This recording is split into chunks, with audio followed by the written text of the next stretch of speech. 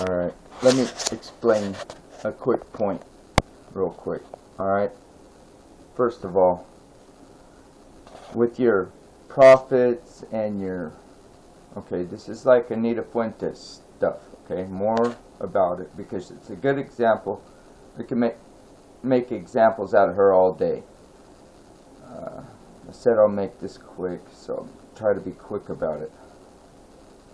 Okay, so the issue was whether you need your gun or not, and people say, you know, that the word said to sell your coat and buy a sword. Well, you know, you guys are ridiculous. A lot of your stuff is, you only take it literally. You're only taking it one level. You're not going to another dimension, the spiritual or the mental dimension with it. Okay. Okay. I went out and bought a sword. Okay, and I sold the coat. Okay, so now what? Okay, that's going to save me, right? In the modern day age of modern weapons, that sword's going to save me, right? Now here's the other thing I want to tell you. This is really what I wanted to say. Did any of these people go? Did they go? These prophets. Look at Daniel, one of the most important prophets ever for the end times. Okay. Did he go fighting? Did he try to kill them? Did he resist? Did he resist at all? Did they ever resist when this happens? Did Joseph resist? Did Daniel resist? No. And how were they protected? By miracles. By God's intervention. If you are really a prophet, bringing forth God's word, speaking to Jesus at Yeshua, as you say, which would be Yahweh, okay, if you're like Anita Fuentes and you speak directly to Yahweh, you're claiming, you don't, like I said, you have no reason to own any of those guns. And you said that you want to protect your life. Well, if you love your life, you lose it. Remember? And those real prophets and those real people of God, they did not resist. They did not put up a fight. Even Yehoshua didn't. Yeshua did not. Okay, Jesus, you call Jesus, did not resist. And when they tried to fight off the cops back then, I call them cops, Roman soldiers, whatever, okay, he rebuked them.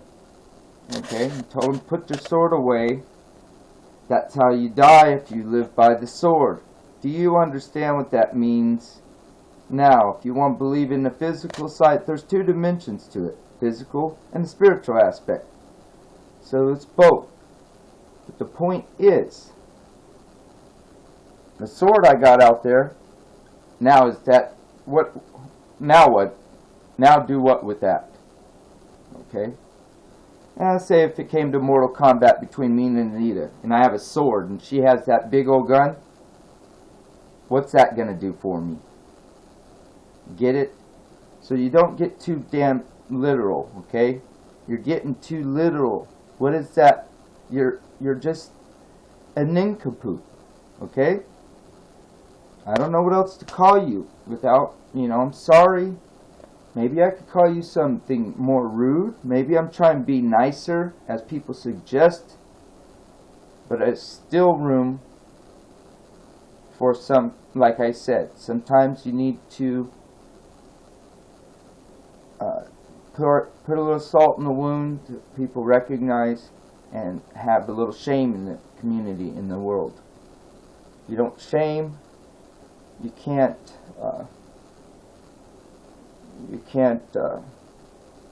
show God's love. There's a certain aspect of showing God's love. Part of it's shaming.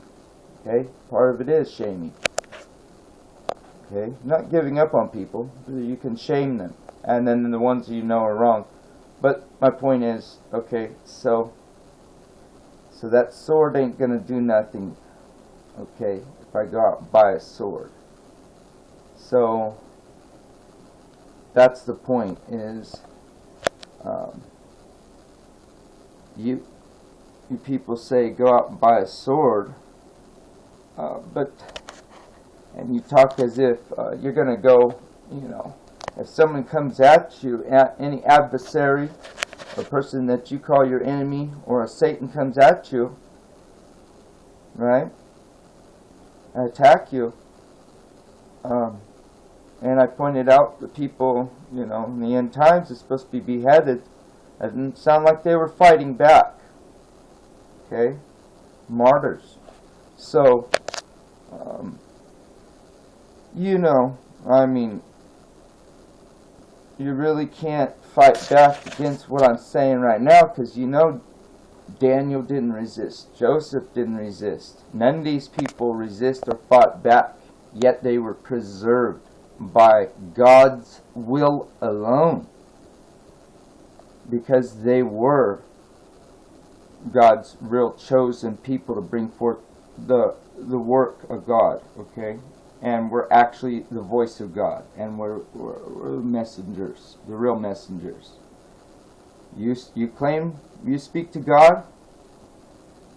Well, your God, Anita, that you're talking to, I don't know, because you're not lining up. And like I said, I'm not the pastor. You are claiming to be the pastor, and claiming to be a church and a prophet, and actually speaking directly to God. Okay? It's gotten far beyond obvious to anyone. I think atheists should be mad because you're getting away with all that tax money, okay, and fraud, okay.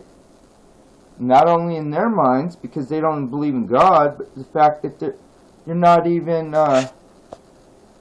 that your heart's not even in the right place. I think these atheists, a lot of times, they don't mind Christians as long as they have their hearts in the right place. But when they really recognize this, they really hate this kind of stuff. This is the stuff that makes people atheists a lot of times. So you're turning people away from God. You're not bringing in. You're sending them out to the slaughter. Okay? So that's all I'm going to say is you will be preserved. You do not need no weapons. God did not call you out to fight anyone, any kind of Goliath. I mean, where? If there's anyone that's a Philistine looking, probably you guys. And you probably hate white people, because I'm not going to get into that. There's no point. You know what I think already. But the point I'm trying to make is, like I said, you're a prophet. If you say you're a prophetess or whatnot, you don't need that weapon. And Jesus didn't, Yeshua didn't, Yehoshua did not resist, fight back, and rebuked it when they did. Daniel did not fight back. Those guys, okay, Shadrach, Meshach, and Abednego, okay, or whatever their names are, they did not fight. They did not resist.